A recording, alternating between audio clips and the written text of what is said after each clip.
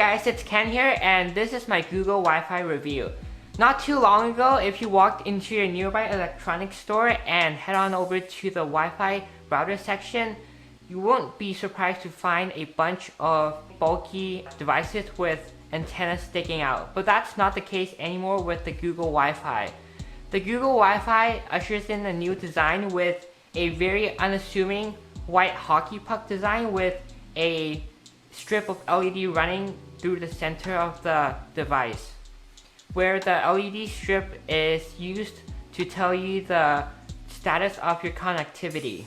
On the underside of the Google Wi-Fi, a very well hidden collection of ports include a USB Type-C port for charging the Google Wi-Fi and 2 gigabit Ethernet ports, one of which is used to connect the main Google Wi-Fi point to your modem. As for the specs of the Google Wi-Fi, each Google Wi-Fi point has 512 megabytes of RAM and a quad-core CPU, and each Google Wi-Fi is 12 ounces in weight. Also, the Google Wi-Fi supports wireless connectivity up to Wi-Fi 5. As for the setup process of the Google Wi-Fi, it is very simple. Google has made it really easy to set up your Wi-Fi, and it is through an app. So the first step in setting up your Google Wi-Fi is to download the free Google Wi-Fi app from the App Store or the Play Store. And the next step would be to use that app and scan the QR code on the underside of your Google Wi-Fi.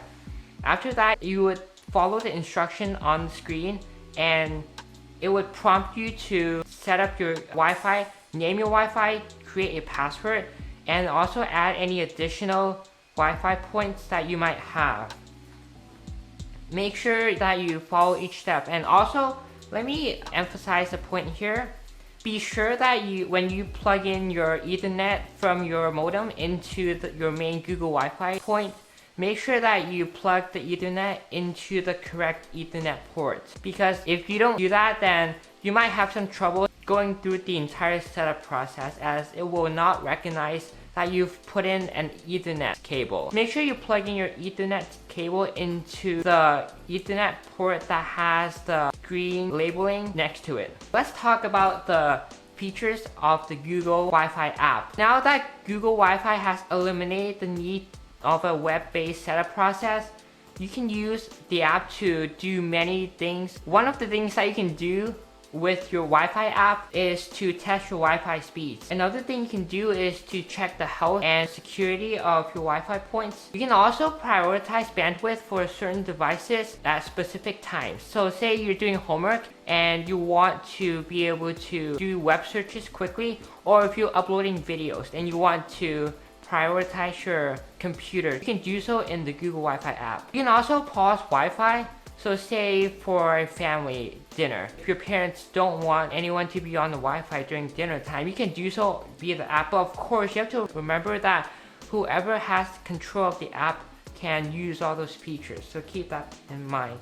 In the Google Wi-Fi app, you can set up a guest network. So if you have guests coming over and you don't want to tell them your regular Wi-Fi network password, you can set up a guest network and tell them that Wi-Fi. You can also check your Wi-Fi points and see whether or not they are connected. On the main screen of the Google Wi-Fi app is a very visual representation of whether or not any Google Wi-Fi points are offline. Overall, the interface on the app is very similar to many of the other Google-based apps, and it's very easy to use. There are some reasons why you shouldn't buy the Google Wi-Fi. If you want super fast Wi-Fi and won't be able to utilize your super high-speed data plans.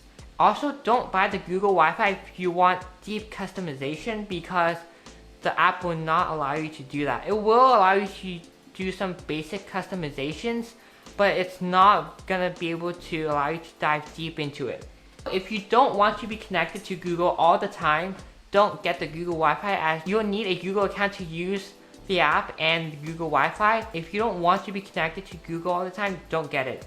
As for the pricing of the Google Wi-Fi, for a single unit you can get it for $129. If you want a better value, or if you have a larger home to cover, you can get a pack of 3 for $2.99. At Costco, I've found that you can get a pack of 4 for the same $2.99 price. Something that the Google Wi-Fi does is called mesh networking. With mesh networking, you can have multiple Wi-Fi points throughout your home and not lose Wi-Fi speeds as you move from room to room. It's different from a Wi-Fi extender because each point that you place around your house gives you the same speed as your main router. Whereas if you keep sending signals over and over from your main router to a Wi-Fi extender, it will lose speed. That's one advantage of having a mesh network, and the Google Wi-Fi does that really well.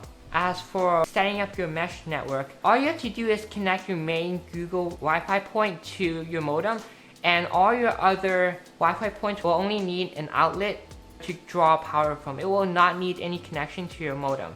So it's a very simple and easy to do process. Overall, I really like the Google Wi-Fi because of its very simple, very clean design. Because of its clean design, you can place the Google Wi-Fi in any room and it will blend in really well. If you guys are looking for a good Wi-Fi solution, whether or not you want a single Wi-Fi unit or a better coverage for your home, Google Wi-Fi is a very good choice.